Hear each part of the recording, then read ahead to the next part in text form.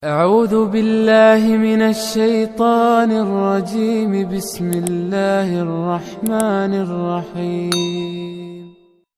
Risalah Tauhid tadi sudah saya jelaskan ya. Jadi ini karena dia terinspirasi nulis kitab ini saat dia ngajar di Beirut. Katanya Abduh, umat Islam itu menjelaskan tauhidnya terlalu jelimet dan menghindari paparan-paparan rasional. Padahal Islam itu sangat rasional, sangat masuk akal. Kalau dijelaskan mudah, cuma kita yang bikin rumit. Dan sama kayak para filosof muslim, bagi Abduh, akal dan wahyu itu tidak bertentangan. Selama ini kita memahami agama terlalu jelimet, maka perlu direformasi, direset. Kalau HP direset kayak cetakannya pabrikan, kembalikan ke yang original. Terus kita struktur ulang.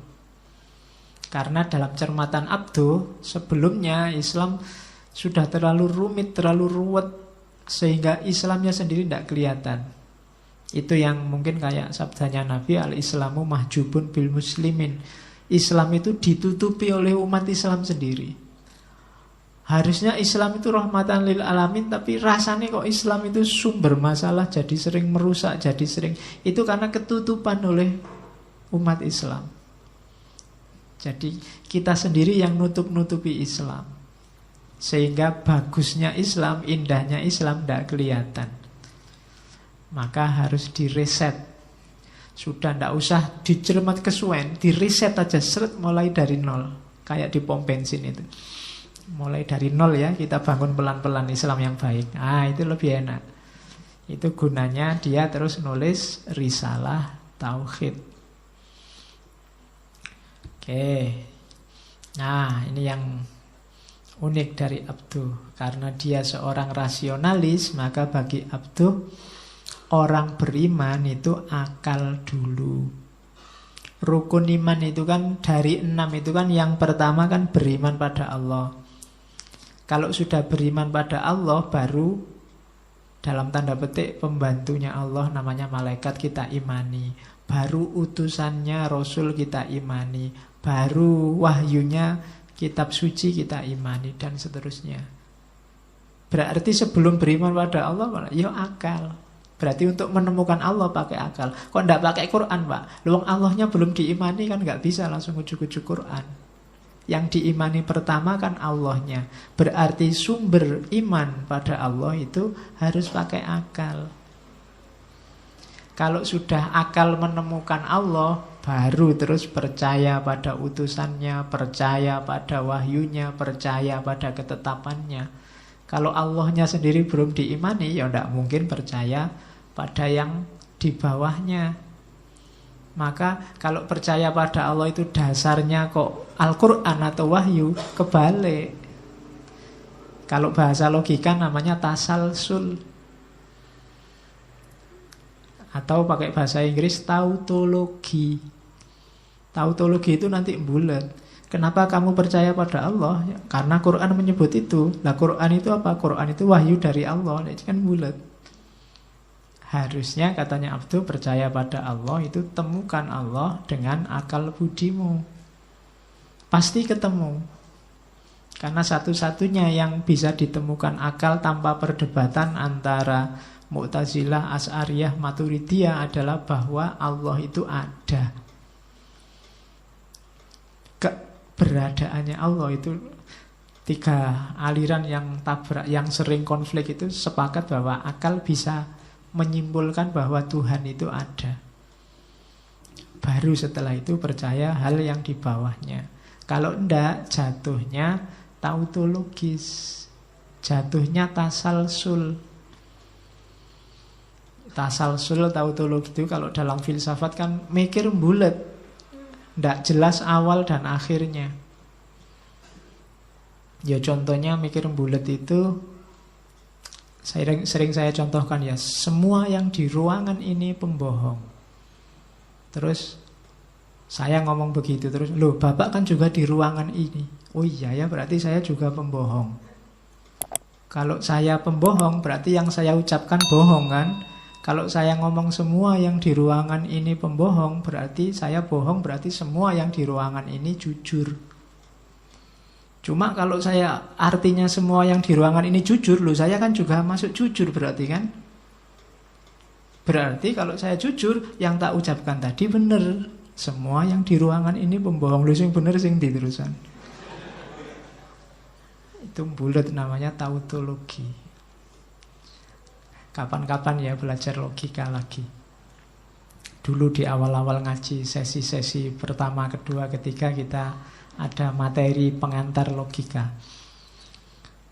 Jadi katanya Abduh, dalam hal iman kepada Allah, Islam bergantung hanya pada pembuktian rasional, bukan pada kejadian supernatural atau suara dari langit.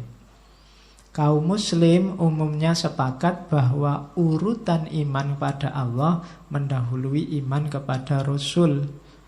Karena itu tidak tepat kalau dikatakan dasar iman pada Allah mengacu pada risalah utusannya. Justru sebaliknya, seseorang mesti beriman dulu pada Allah sebelum beriman pada kenabian utusannya. Biar tidak kebolak-balik.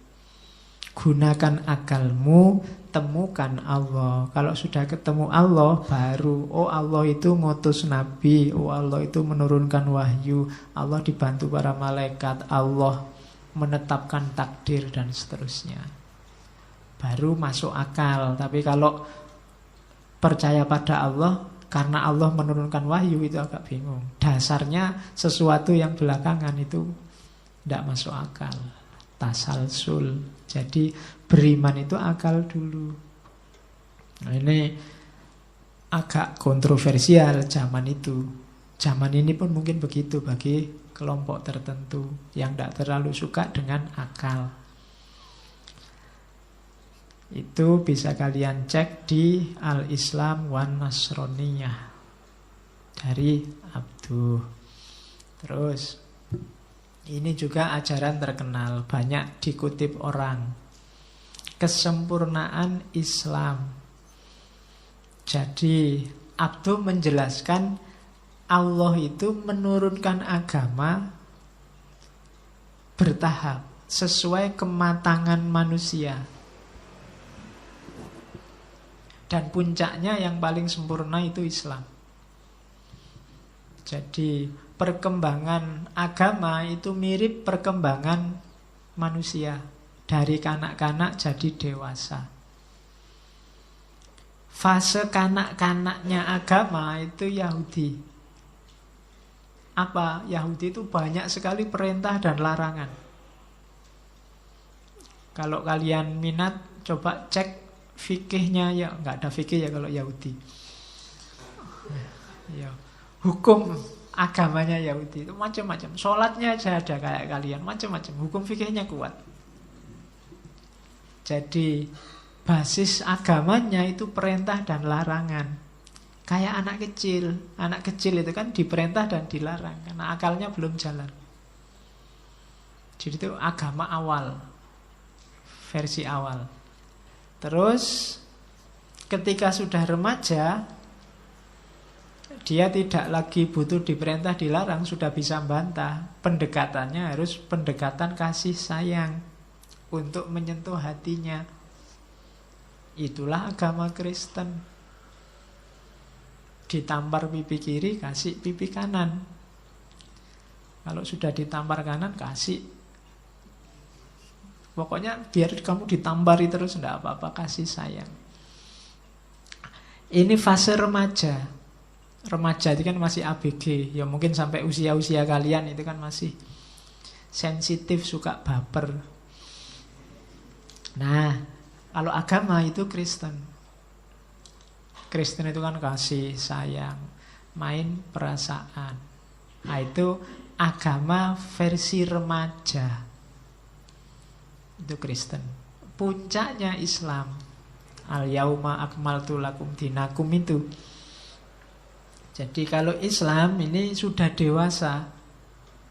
Kalau dewasa, ya ada perintah dan larangannya, ada kasih sayangnya. Cuma yang jelas satu cirinya orang dewasa itu silahkan berpikir sendiri.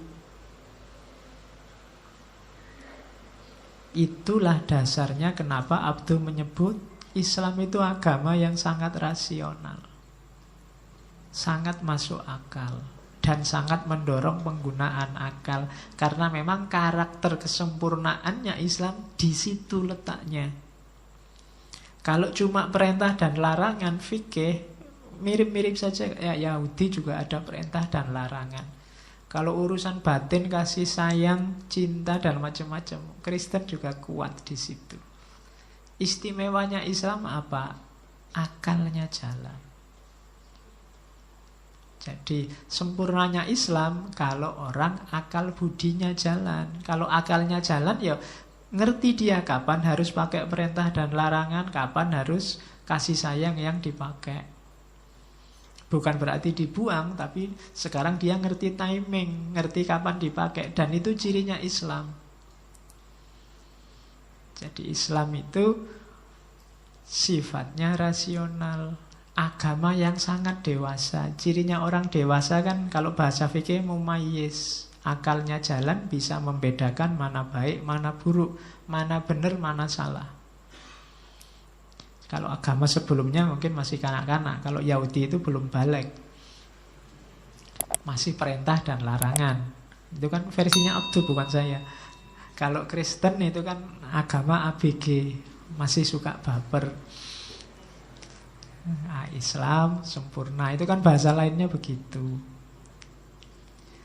Jadi Islam ada semua, perintah larangannya ada, kemudian kasih sayangnya juga ada, cuma ngerti kapan harus menggunakan perintah larangan, kapan harus mengedepankan kasih sayang. Kenapa bisa begitu? Karena ada akal, cirinya orang dewasa. Maka kalau umat Islam kehilangan kendali rasio, kendali akalnya, yo status kesempurnaan agamanya jadi luntur. Kehilangan karakternya yang paling kuat. Maka harus latihan menggunakan akal secara sehat. Makanya nanti Abduh memasukkan filsafat dalam kurikulum di Al-Azhar, biar orang bisa berpikir jernih. Oke, jadi inilah analogi kesempurnaan Islam. Jadi jangan salah, Abduh itu meskipun dia mengkritik kehidupan beragama umat Islam zaman itu, dia juga punya komitmen agama yang kuat. Cuma dia bisa menjelaskannya enak. Oke, terus maka umat Islam butuh strategi untuk kebangkitannya, salafiyah. Cuma salafiyah dalam definisinya Abduh agak beda dengan salafiyah sebagai klaster aliran madhab dalam ilmu kalam. Orang banyak miss ya, istilah salaf itu macam-macam definisinya. Ada salafiyah itu ya aliran. Tokohnya Imam Ibnu Taimiyah, Imam Ahmad bin Hambal, itu aliran kalam. Ada salaf itu yang dirujuk salafus soleh, para ulama generasi sahabat, tabi'in, tabi'it, tabi'in. Itu biasanya disebut salafus soleh. Makanya kalau ada pondok pesantren salaf, itu jangan dituduh, wah ini pondok keras, ini mesti pondok Wahabi. Enggak, itu pondok pesantren salaf itu berarti pondok pesantren yang menghidupkan kembali ajaran Islam dari generasi ulama salaf. Biasanya salaf itu nanti lawannya kholaf. Kalau kholaf itu ada yang pasca tabi'in, ya, ada yang pasca tabi'it tabi'in disebut kholaf. Salaf dan kholaf. Tapi ada juga salafiyah itu aliran dalam kalam yang jargonnya kembali pada Quran dan Sunnah. Ya contohnya gagasannya Imam Ibnu Taimiyah, gagasannya Imam Ahmad bin Hambal, dan para pengikutnya, termasuk yang populer sekali, Wahabiyah. Wahabiyah itu ada aliran Salafiyah yang mendapat aksentuasi politik. Apa aksentuasi itu? Mendapat tekanan di level politiknya. Kapan-kapan belajar. Oke. Cuma ya kalau kapan-kapan ngaji filsafat ini temanya macam-macam, jangan dianggap diajari ya. Nanti misalnya ada tema Wahabi terus wah diajari Wahabi. Kalau kayak gitu sejak lama kita rusak, karena dulu ada tema ateis segala, ada tema komunisme segala, berarti diajari jadi ateis, diajari jadi komunis. Yuk kita levelnya ilmu, biar luas wawasanmu, biar kamu tidak maki-maki orang tanpa tahu hakikatnya apa. Kamu kan sering maki orang dasar Wahabi. Loh, untung orangnya tidak tanya Wahabi itu apa. Kalau tanya kamu bingung sendiri nanti. Oke, bayangkan Salafi saja kan kita juga gitu. Abduh punya definisi sendiri, gaya Salafinya Abduh. Yang pertama jelas, akidahnya salafus soleh.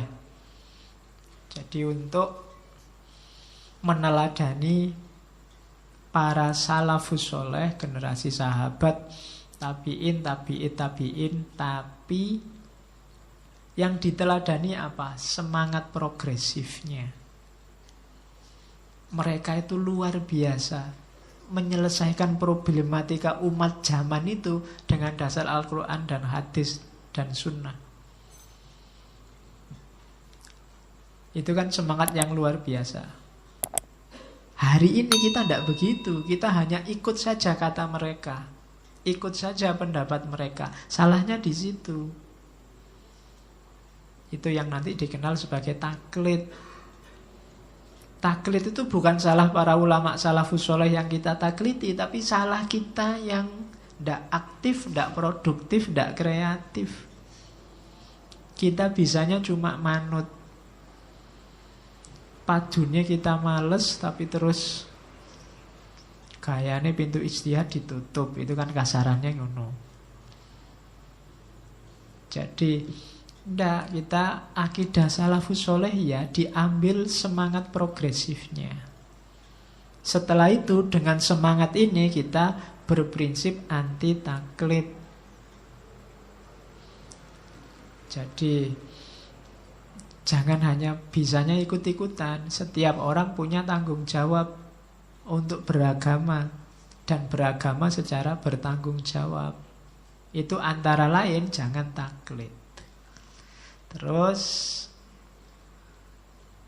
rasional, katanya Abduh, beragama kuncinya di rasional. Bentuknya apa? Ijtihad.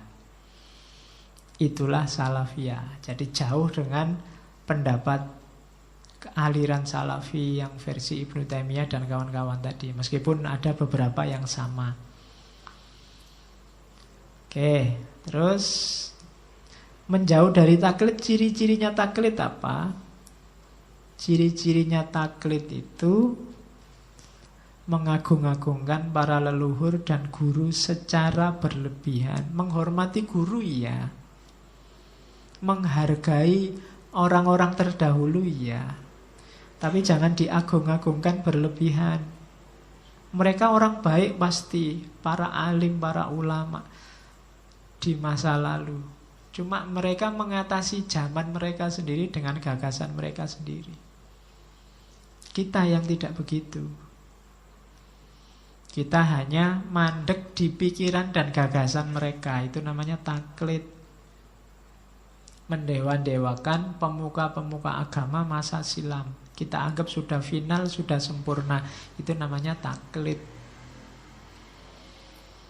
Loh Pak, kalau memang rasional, masuk akal, dalilnya kuat, kita punya pendapat sama kan tidak apa-apa, tidak apa-apa.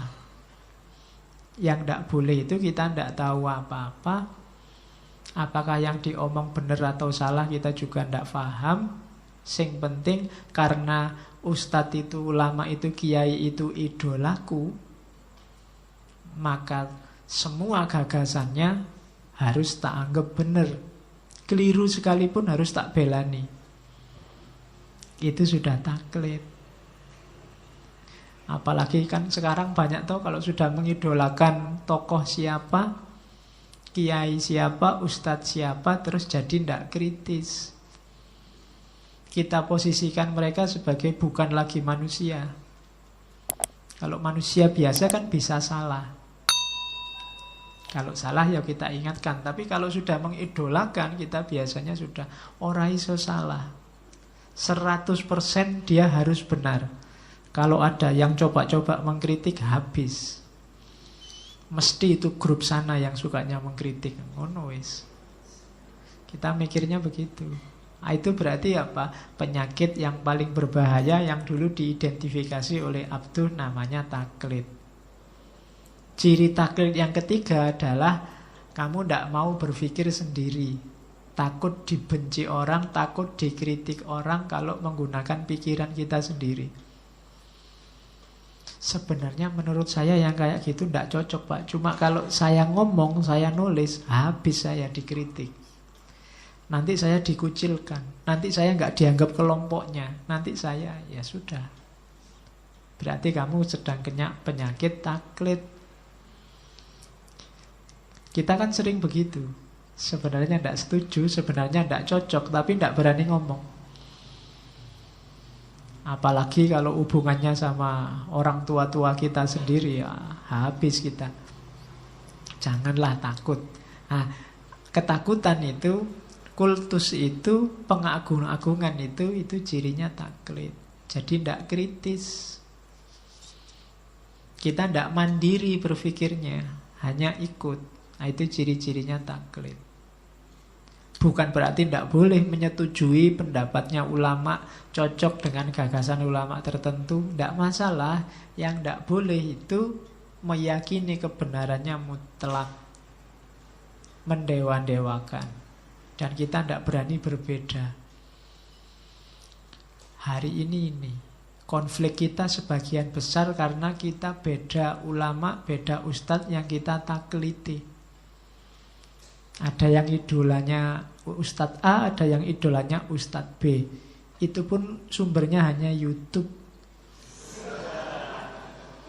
Tanpa pernah ketemu orangnya, salaman ya udah ngerti, mau cuma dengerin di YouTube. Terus kamu ngeblok Ustadz A, Ustadz B, ikut-ikutan tawuran. Kalau dia dikritik orang, ikut-ikutan. Itu situasi kita hari ini. Itu pun kalau dituduh taklid, tidak mau kita marah-marah. Ya kalian yang taklid itu. Padahal kamu ya taklid. Ya. Oke. Bahkan Nabi pun bilang la tusayyiduni, jangan kamu sayyid-sayyidkan aku. Itu maksudnya ya fair aja lah. Meskipun Nabi ya kadang-kadang keliru. Kan begitu. Minggu lalu ada cerita ketika Nabi ngomong tentang salak itu kan.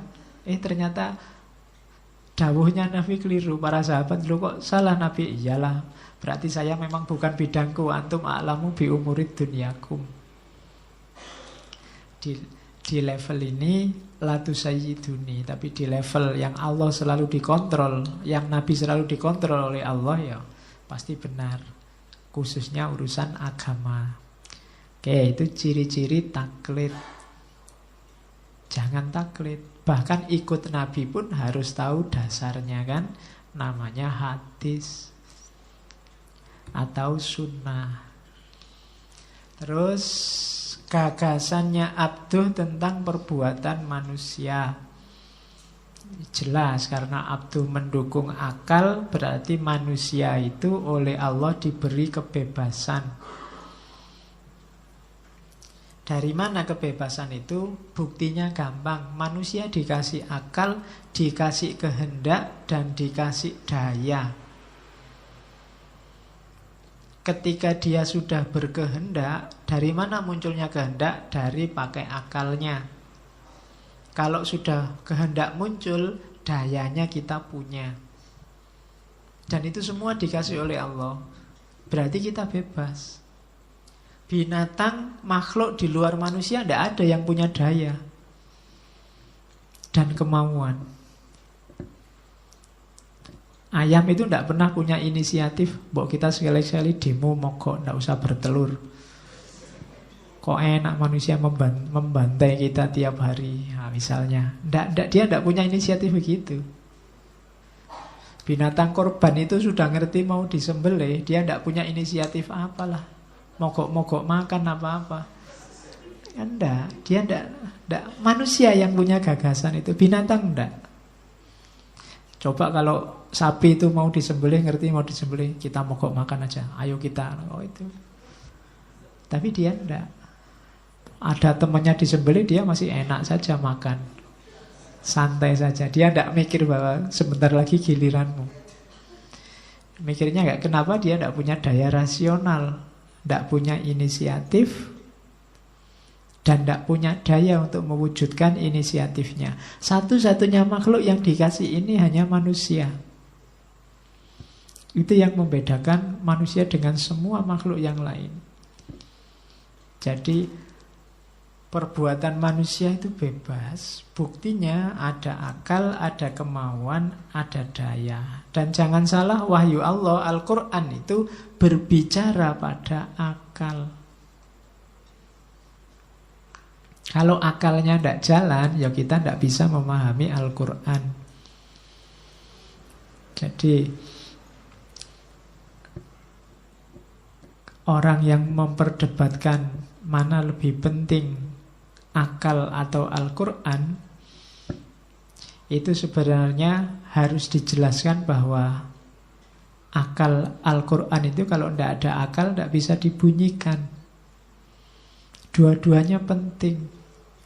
Dan akal kalau tidak ada Al-Quran, ya dia tidak punya orientasi, tidak punya arah, tidak punya patokan, tidak punya pedoman. Jadi dua-duanya harus ada. Bahkan tidak ada yang harus dipending, didahulukan, dia tidak. Ya akalnya jalan, ya Al-Quran. Ya Al-Quran, ya akal. Dua-duanya kita butuhkan. Karena Al-Quran khitabnya adalah akal, manusia yang berakal. Makanya Al-Quran sering nyindirkan afala ta'kilun, afala tatafakkarun, afala tatadabbarun. Apa kamu tidak berpikir, apa kamu tidak memperhatikan, apa kamu tidak berakal. Itu kan Quran bolak-balik nyindir kita begitu. Cuma kita yang disindiri, yang sering tidak paham. Apa kamu tidak mikir? Mikir. Cuma ya kita jarang mikir. Yang pakai dalil ini kan paling cak lontong. Bolak-balik dia nyuruh kita mikir. Cuma kita jarang mikir, sukanya taklid, ikut-ikutan. Oke, jadi itu meskipun nanti kebebasan manusia itu dikerangkai oleh takdirnya Allah. Cuma takdirnya Allah itu yang kita sebut qada dan qadar itu perspektifnya pengetahuan, bukan keputusan. Misalnya setelah ini kalian mau nongkrong di kafe apa nongkrong di angkringan, itu keputusanmu sendiri, kamu milih. Tapi Allah jauh sebelumnya sudah tahu mana yang mau kamu putuskan. Itu loh. Bukan Allah yang memutuskan kamu, tapi Allah sudah tahu sebelumnya. Alah, mesti angkringan, gak mungkin kafe, gak cukup duitnya.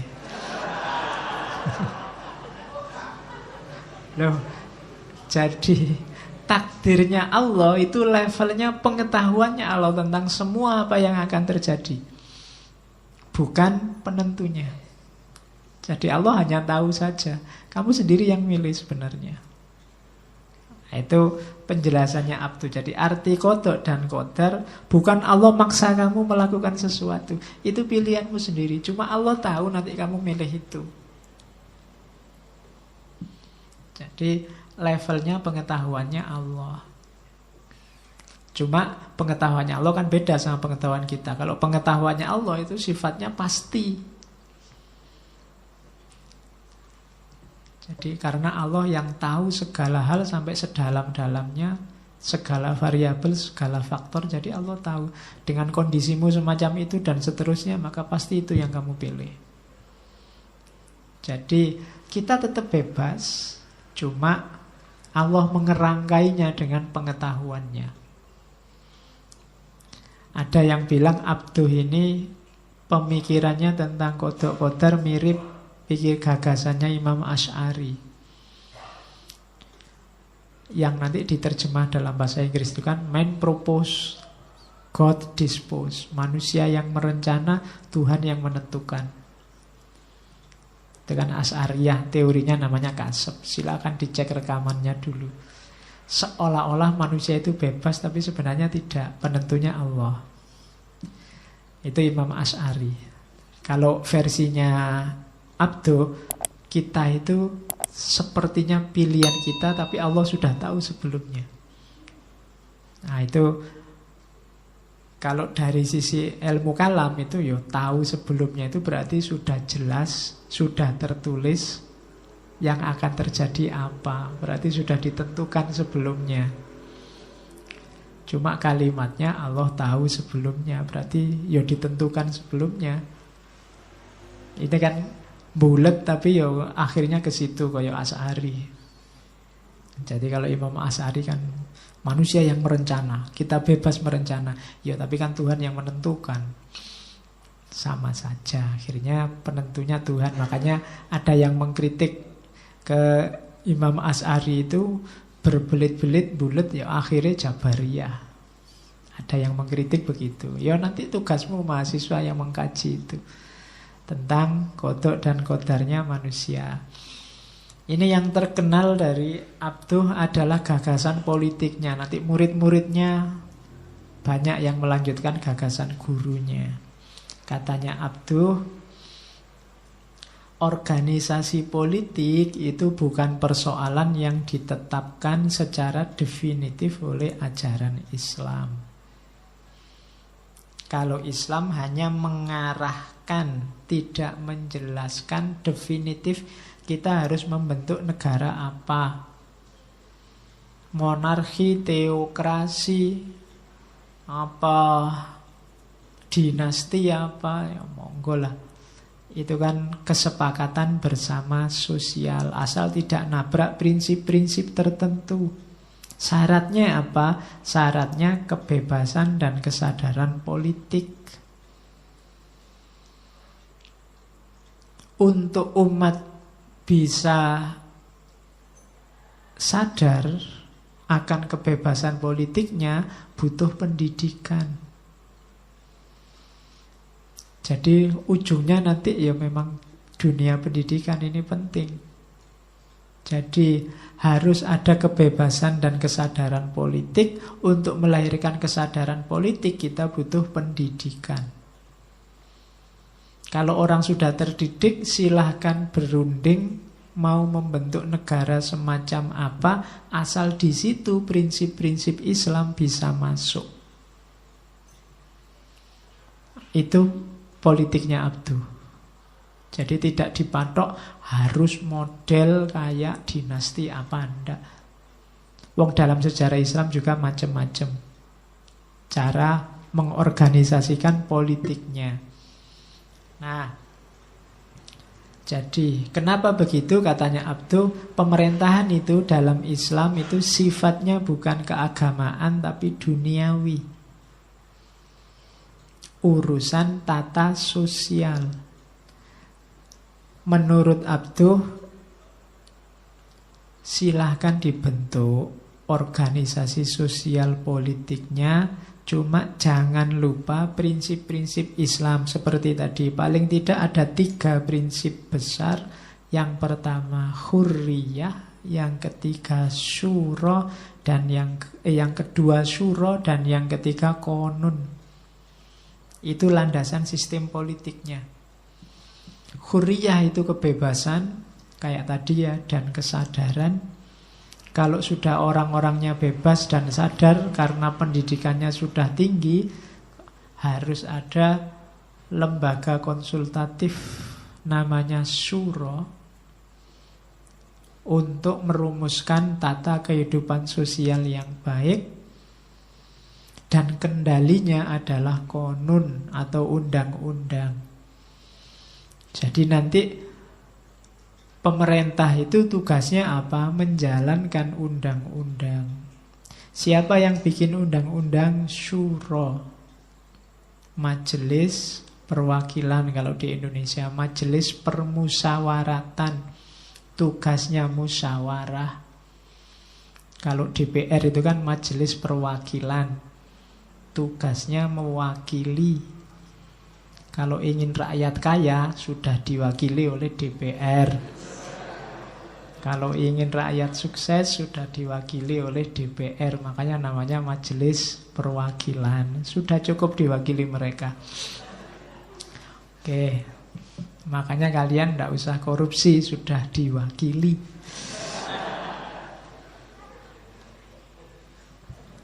Itu syuro. Dan nanti tugasnya bikin undang-undang, namanya konun. Konun inilah nanti yang landasan sistem politik kita. Hurriyah, syuro, dan konun. Terus katanya Abduh, dasarnya adalah demokrasi. Musyawarah itu kan demokrasi. Tidak diputuskan sendiri-sendiri secara otoriter, tapi dirumuskan bersama. Itu kalau bahasa ilmu politik hari ini namanya demokrasi. Dan dalam Islam itu demokrasi kan sudah dikenal lama. Apalagi ada istilah ijma'. Ijma' itu kan bahasa politiknya mufakat. Musyawarah untuk mufakat itu syura untuk melahirkan ijma'. Dan itu sudah dikenal lama dalam dunia Islam. Jadi Abduh lebih bermain di substansinya. Ajaran Islam yang mewarnai sistem politik, bukan formalitasnya. Kalau formalitasnya negara mau dibikin seperti apa silahkan. Mau kayak Indonesia ini monggo.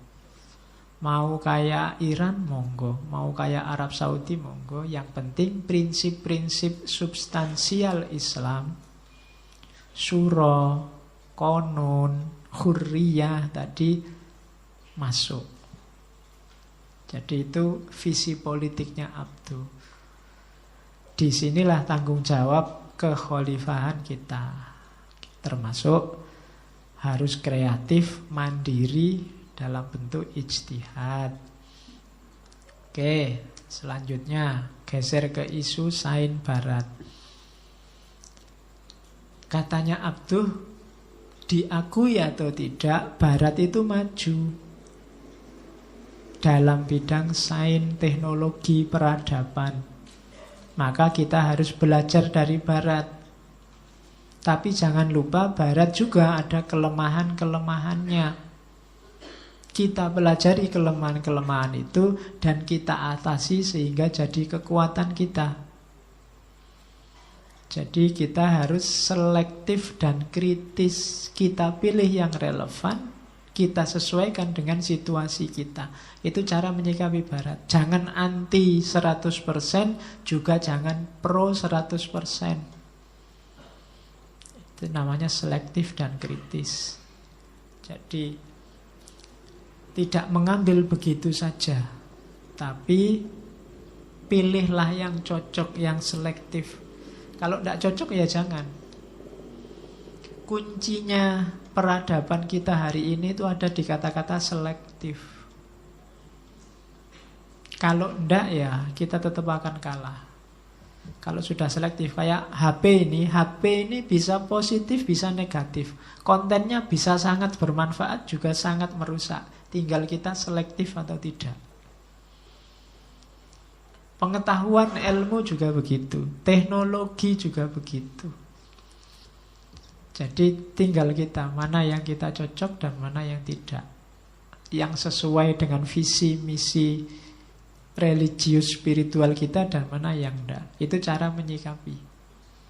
Bukan dibuang semua. Kalau dibuang semua kita eman-eman. Nanti kita setback peradabannya. Atau diambil semua. Kalau diambil semua, kalau sana sudah rusak, kita nanti ikut rusak. Jadi selektif dan kritis. Ini kalau diucapkan simple, cuma prakteknya butuh banyak teori pendamping. Untuk kritis saja kamu butuh beberapa teori pendamping menghadapi barat. Ya, salah satu contohnya Saintia Sakranya Hussein Nasr beberapa waktu yang lalu. Itu untuk mengkritisi. Jadi dia tidak selalu jagoan, tidak selalu bagus, tapi juga tidak jelek. Buktinya maju sekarang.